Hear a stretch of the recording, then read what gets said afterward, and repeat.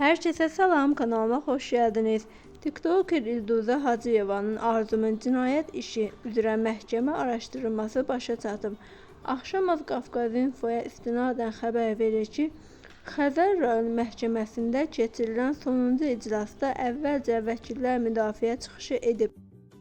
Arzum isə son sözü deyib, ilk gündən özümü təqsirli bilmirəm. Kimsə yüksək sürətlə yanımdan keçib qəza edəcək.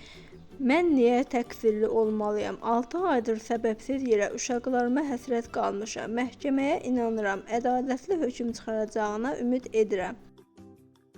Daha sonra hökm elan edilib. Məhkəmə xanım mütəhəmmi ölümlə nəticələnən yol nəqliyyat hadisəsi törətməkdə və hadisə yerini tərk etməkdə təqsirli hesab edilib.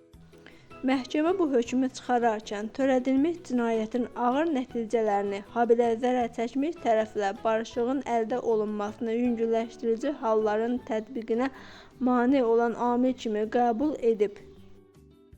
Qeyd edək ki, hadisə ötən ilin iyulunda Mərdəkan qəsəbəsində baş verib.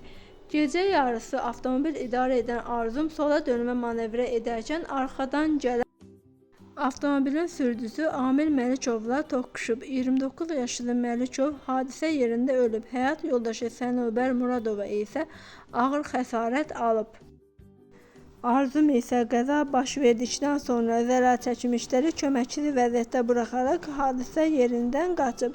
O eyni gündə Almaniyaya gedib.